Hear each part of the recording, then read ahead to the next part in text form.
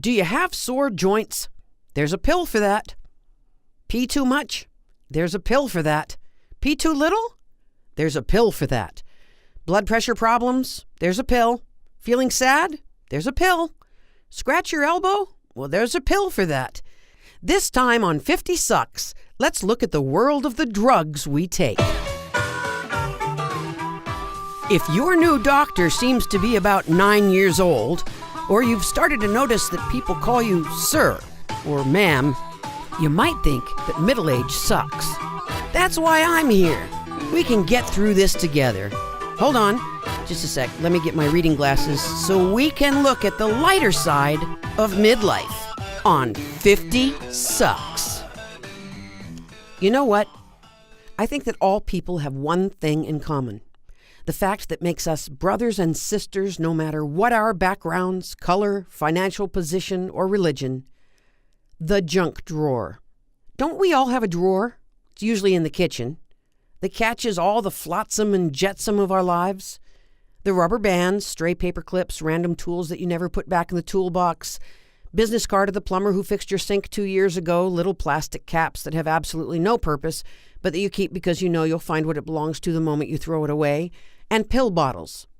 Antibiotics that you didn't finish that are probably so old they wouldn't be effective anymore, vitamins you swore you would take religiously, herbal remedies that your sister-in-law swore would help that rash, and the actual medications you're supposed to take regularly.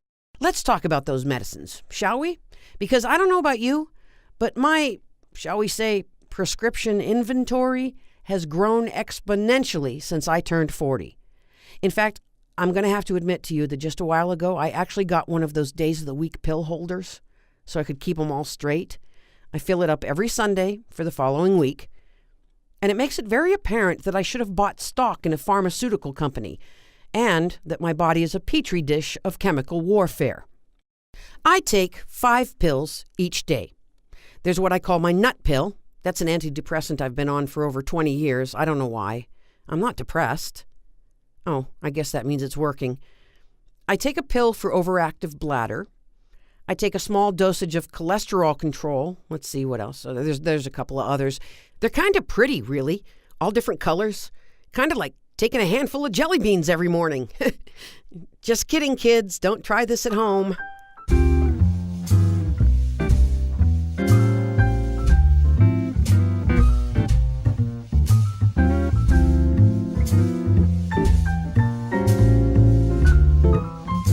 You know the ads. It seems like there are more prescription medication ads on TV than there are beer commercials. And that's just wrong on so many levels. But really, we midlifers are bombarded by advertising trying to sell us all this stuff. Walk-in bathtubs, incontinence pads, bifocals, and pharmaceuticals. Now, I'm not going to talk about big pharma and ethics and prices and how our drug manufacturers are taking over the world. I'll leave that kind of talk to those much more informed and sober than I. But I just have to talk about the ads. So how did I get on this subject? Well, it sort of bounced off the previous episode on eyeglasses. Here's some insight into how my brain works. Okay, I wear progressive lenses. I still struggle to read food packages and pill bottles because the print is so small. It makes me mad. You know, the older I get, the more prescriptions I have to deal with, those damn drug companies. You know what else makes me mad? Prescription medication advertising. See, that's a straightish line of thought. Tells you a lot about me, doesn't it? Maybe there's a drug for that. But you know, those dogs on Madison Avenue are hounding us about this too. It used to be that prescriptions were between your doctor and you. Now we're the victims of what's called direct-to-consumer pharmaceutical marketing. Every issue that could possibly arise for us in middle age is played out over and over and over again on TV and in other media. And then we're reminded that drugs can fix everything. Incontinence, stiff joints, sore feet, depression, and poor guys. You can't even have a common little problem like erectile dysfunction without having the fact of it splashed all over the media.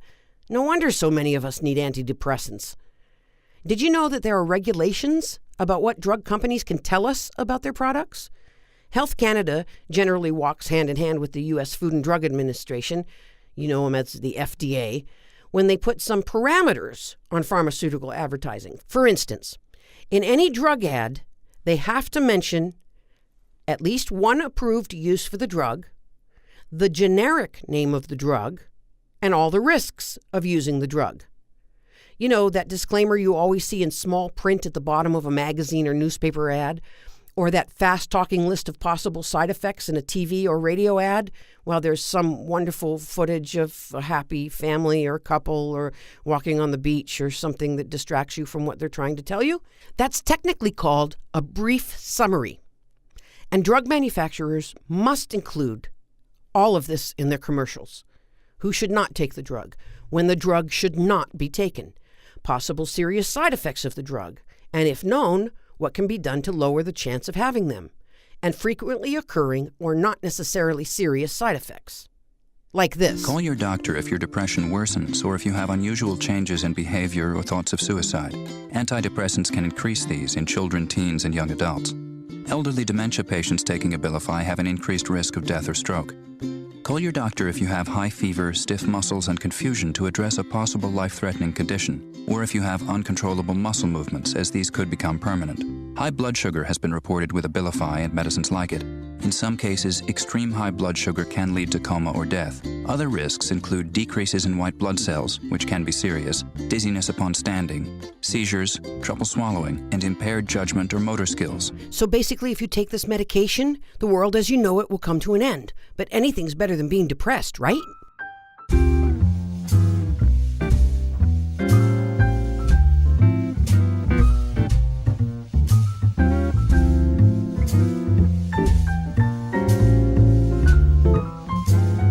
If drug manufacturers don't include that information, they can choose instead to make what's called adequate provision.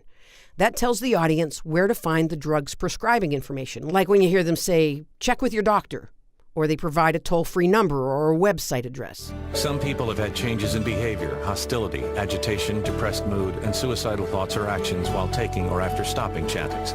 If you notice agitation, hostility, depression, or changes in behavior, thinking, or mood that are not typical for you, or if you develop suicidal thoughts or actions, stop taking Chantix and call your doctor right away. Talk to your doctor about any history of depression or other mental health problems, which can get worse while taking Chantix. Some people can have allergic or serious skin reactions to Chantix, some of which can be life-threatening. If you notice swelling of face, mouth, throat, or a rash, stop taking Chantix and see your doctor right away. Tell your doctor which medicines you're taking, as they may work differently when you quit smoking. Chantix dosing may be different if you have kidney problems. The most common side effect is nausea. Patients also reported trouble sleeping and vivid, unusual, or strange dreams. Until you know how Chantix may affect you, use caution when driving or operating machinery. And the pharma industry tries to play along. The Pharmaceutical Research and Manufacturers of America have a set of, quote, guiding principles that say that direct-to-consumer ads should, quote, foster responsible communications between patients and healthcare professionals to help patients achieve better health, unquote. There are lots more regulatory details, but I think you get the picture. You know that commercial I just played for a smoking cessation product? It runs 1 minute and 20 seconds, and I timed it. 1 full minute of that is spent on disclaimers. After hearing that kind of stuff, I sort of wonder whether it's smoking or the cure that will kill you. Did you know that over 80 pharmaceutical commercials are aired on television per hour? And the disclaimers take up the bulk of the length of the ad. Now, I understand that it's required, but it's really permeated our media life. And did you know that these commercials are illegal in most countries? But not in the U.S. and Canada. But there's been a movement in medical communities for quite a few years trying to ban prescription advertising direct to consumers. The Annals of Family Medicine called for a stop to the practice clear back in 2007. They claimed that direct-to-consumer marketing of prescription medications actually jeopardizes public health. I mean, this is the way they look at it. People hear a shorthand version of a symptom that they might have. They're told such and such a medicine will make it better, and then they encourage the audience to ask their doctor for that medicine.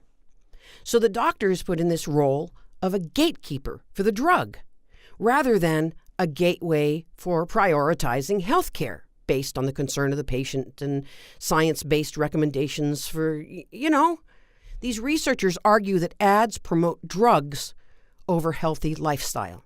They say that direct-to-consumer ads manipulate patients rather than give balanced information because they are fundamentally designed to sell drugs. Now, I'm not taking a political stance here at all. I'll let the big boys argue about whether it's good or bad for our health to see all this drug advertising. I'm just pointing out that the ads are annoying. I mean, here I am, turning on the TV or the radio, looking for some information on the state of the world on CNN, or some entertainment and other people's misery on Judge Judy, or guilty pleasures like a really good argument on talk radio. And what I hear instead is, ask your doctor if your heart is healthy enough for sex. Do not take Viagra if you take nitrates for chest pain. It may cause an unsafe drop in blood pressure. Side effects include headache, flushing, upset stomach, and abnormal vision. To avoid long-term injury, seek immediate medical help for an erection lasting more than 4 hours. I know. It's really tempting, but I'm not going there. I just think, gosh, it's such a tricky world we walk through. Makes you kind of want to curl up in a ball and reach for a pill bottle. The music you heard in this episode was all by Texas Radio Fish. Woof Woof, copyright 2015, and Just One Look, copyright 2013. Both pieces are licensed under Creative Commons. My ideas and opinions are mine. I'm Smitty. Thanks for listening.